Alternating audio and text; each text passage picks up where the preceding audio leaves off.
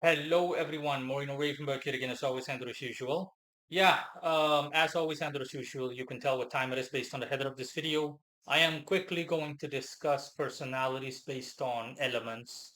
Now, obviously, there are four elements in the world, conventionally earth, air, fire, water, or fire, earth, air, water in that order.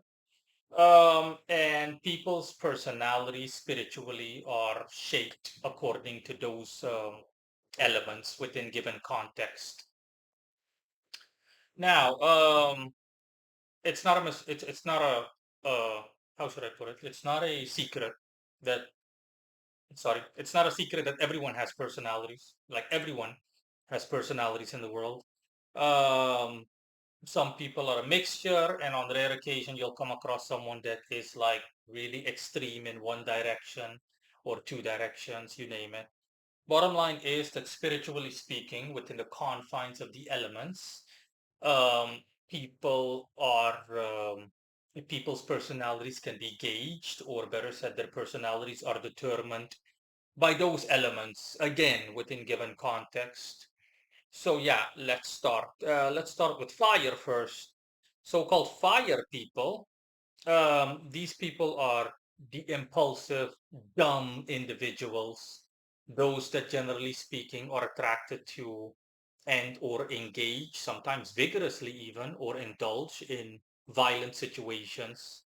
So people that have strong fire-based influences in their personality are, generally speaking, people that do hard labor, hard manual labor, blue collar work, stuff like that in general. Think of blacksmiths, if blacksmithing is thing a thing up to is still a thing today. I mean, in the way of a profession. If you hear like thunder, just ignore it. It's like just bad weather in the background. Um, People that by default have what you can describe as dangerous occupations or an occupation that can be dangerous, essentially work that other people wouldn't touch, like dirty, disgusting, grimy work, stuff like that. These kinds of people are gravitate or pivot towards those professions and or occupations. And for the rest, they're, generally speaking, aggressive. They have a lot of energy about them. They're temperamental. They sometimes, or they can also, more often than not, have a good sense of humor. They can be fond of the outdoors. By default, these people have a lot of energy, and it can be any of the aforementioned or a combination thereof. The benefits are that, again, it's they speak for themselves. These people are, generally speaking, they're active and impulsive and enthusiastic. They're hands-on people, you know, and they have strong willpower by default, which makes it so that they can take care of situations that require that, which is almost everything in life, compared to the average person. They need to do something, especially something that involves physical action. They could do so because of fire's hypothetical, at least, association with the physical up to a considerable extent applicable to this subject matter or topic and or topic. The drawback is that these people are negatively also just that they're too aggressive sometimes. They are which makes it obviously makes them very unpleasant to be around. Um, think of the aggressive screaming bitch type, regardless of gender. Um, they are also more prone to committing violent crimes negatively. Think bank robbery. Think anything or anywhere where someone either gets shot, stabbed, killed, where there's a lot of blood or there's blood involved and stuff like that. Gruesome situations like that or of such a nature. Generally speaking, fire people are responsible for all of these, both beneficially, like I said, the benefits as well as the drawbacks. Um, and that was it. Now, Earth. Earthy people are people that are also dumb, but quite different from their fire-based contemporaries. People that are earthy in nature are down-to-earth people, simplistic. They are, so to speak, dumb because they want to keep things simple and or they do not have the mental capacity for expansiveness in that area regarding intellectuality. They essentially see the world in a black and white manner and or want to keep it that way. So For them, it's all about simplicity. Quite similar to almost like in an animalistic like manner, like feral wise. Um, and these kind of people usually you can equate them with, for example, a buffalo or a cow or a donkey, like that. That's how they operate. They are generally speaking slow. That's what I mean by dumb. They're slow. It takes them a while to understand the subject, and more often than not, they don't understand it, even if they gave it the time of day, because they're limited naturally in that regard or aspect. The benefit of these people is that they are hardworking, they're stable, consistent in terms of performance. They they are simplistic, which is a benefit. You don't have to expect them to do something unexpectedly, or you don't have to expect them to have these deep-seated thoughts or anything like that. And the drawback is also just that it's a double-edged knife or a blade or whatever, is that you don't have to expect more from these people than the norm. It's just the default for them, and that's it. Um, the drawback is of these people, other than what I said, is that they're all more often than not melancholic. Don't expect these people to be happy-go-lucky, la-di-da types. No, they are like melancholic. The employee that works like 12 hours a day just goes home, blah, blah, blah, blah, goes through the motions, basics, quite mechanical. These kinds of people are, these are the faculties that generally speaking encompass earthy people. More often than not, they can also be somewhat, like I said, they're more serious minded. Don't expect them to crack jokes or anything like that. They're not good at stuff like that. Cracking jokes, humor, no, no, no, no, no. Even if they try to tell a joke, it's quite dry, and it's just going to be an embarrassing situation in which someone is going to be like, okay, haha. Yeah. And it just goes on like that. Think of like a 50-year-old CEO of a company that has to write papers or sign papers and so on and so forth. Anna, tell Jim I'll come by the office tomorrow at 10 a.m. I need to go pick up my son from school, blah, blah, blah. Yes, Mr. Silverstein, I'll get right on it. That's it. These people are essentially all work and no play. And that's it. Next up, air.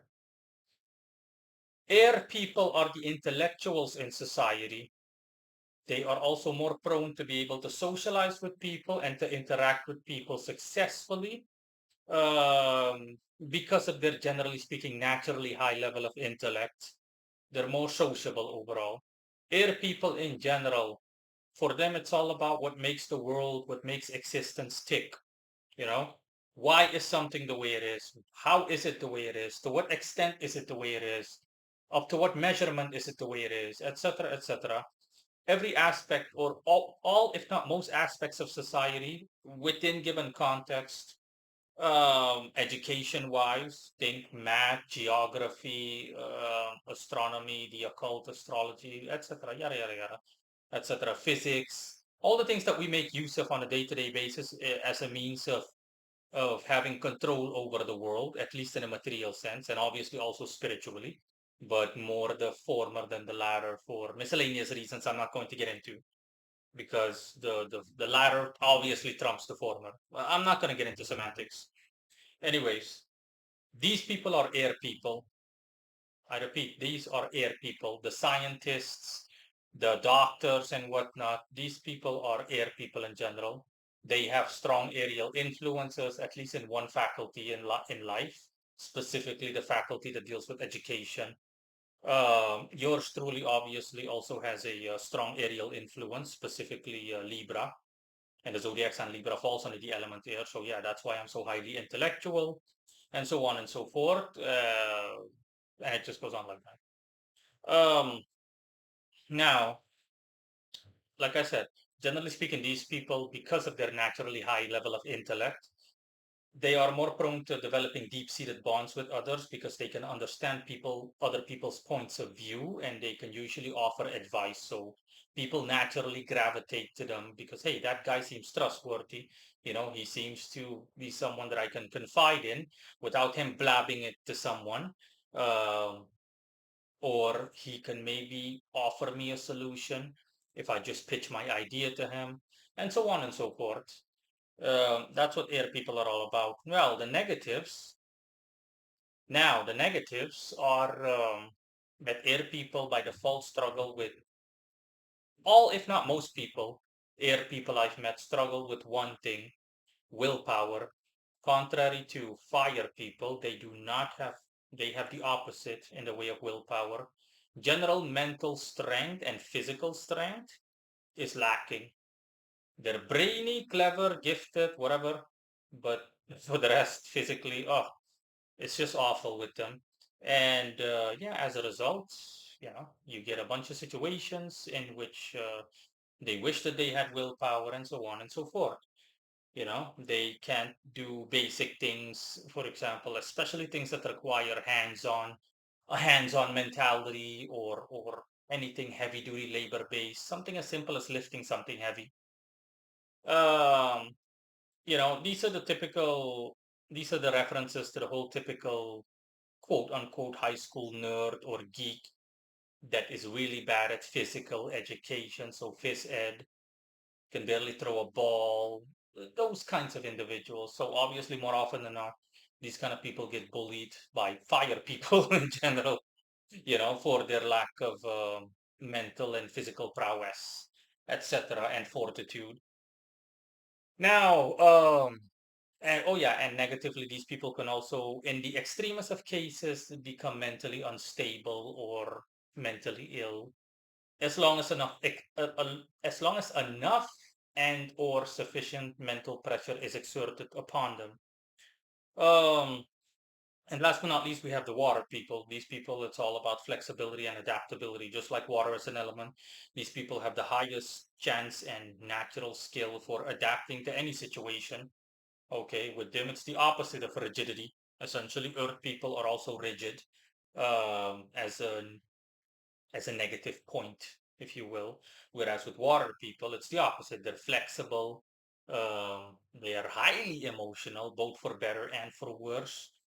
Um, and yeah, they generally speaking do well in terms of dealing with money, not necessarily making money, but dealing with money. So generally speaking, both making it as well as being involved in finances overall in terms of organizational capacity, capability, and so on and so forth. All things pertaining to financial holdings, if you will, at an institutional or corporate level, think banking and so on and so forth. Um, and these people in general also are, out of all the signs, they're the mentally healthiest naturally.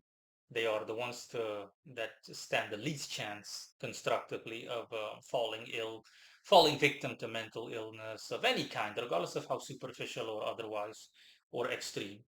The drawbacks of these people are emotional instability, severe levels of mental illness that can mount out into full blown insanity, and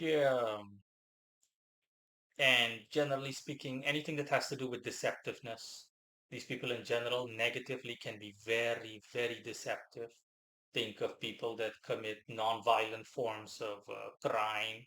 So it's such as fraud of any kind, fraud, embezzlement, perjury, all of that stuff. It's all on the table for these people, negatively speaking. And they are also more prone to, what was I going to say? They are more prone to clandestinity. They're more prone to being clandestine for no apparent reason, as in hiding in the background, shadows, like they have a persecution complex. Oh, they don't want people to see them. Oh, no, I'm shy, and this and that, and so on and so forth. When it makes no sense, because even if, for example, these are the kind of people that if you want to take a picture of them, they'll shy away and say, no, no, please, I'm too shy. When even if you did and you like spread it all across the internet, no one would care because it's just someone. No one gives a crap who the person is. It's just a selfie of someone. No one cares. And yet these people still act as if they have the utmost importance in society standing wise.